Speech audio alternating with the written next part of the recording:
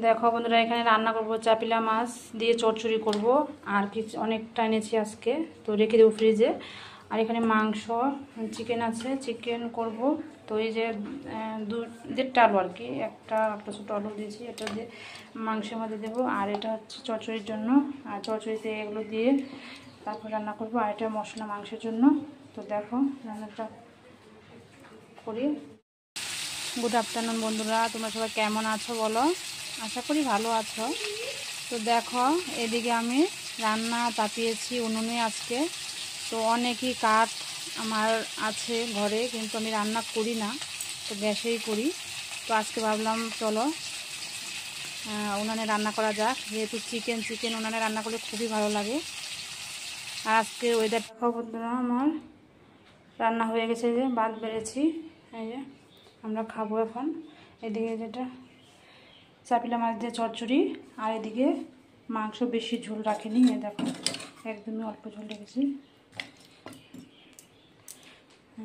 আর এদিকে হচ্ছে শসা লেবু কেটে নেব, মাছ এদিকে আমাদের দিয়ে নিয়ে এদিকে এগুলো দিয়ে দেবো। চলো খাওয়া দাওয়া করতে পারবো। তো দুপুরের খাওয়া দাওয়া শেষ হয়ে গেছে, তারপরে একটু রেস্ট নিয়েছিলাম। তারপরে আবার গুড ইভিনিং বলতে চলে আসলাম বিকালবেলা, মানে 5টার দিকে হয়তো। তো এবারে দেখো প্যাকেটটা খোলা বাকি ছিল, তো ভাবছি এবারে প্যাকেটটা খুলে নিই, কেন কি কালকে সকালে খুলতে গেলে অনেকটা লেট হয়ে যাবে। কালকে স্কুল আছে যেহেতু ছেলে। তো দেখো খুলে নিচ্ছি। তো খুলতেই আমি দেখতে পেলাম যে একটা বাটি, রূপোর বাটি মনে হচ্ছিল। না বন্ধুরা, এটা রূপোর বাটি না। ভেবেছিলাম একটা হয়ে গেলো আরেকটা, যাই হোক। আমি কোনোদিনও মানে এটা থাকে না অ্যাকচুয়ালি, যারা প্যাকেট খাও তারা জানো, চালের প্যাকেটে কোনোদিনও এরকম থাকে না কিছু। তো তোমাদের যদি কোনোদিনও প্যাকেটে পেয়ে থাকো তাহলে কমেন্টের মাধ্যমে জানিও। তো আমি ফার্স্ট দেখলাম যে প্যাকেটের ভিতরে বাটি পাওয়া যায়। দেখো এটা হচ্ছে রাইস, কাউন্ট ফ্রাইজ রাইস আর কি, কাউন্ট করা হয়, মানে যেটা কিনা মাপা হয় আর কি, যেটাকে বলে কৌটো বা শের, যেটাই বলি আমরা।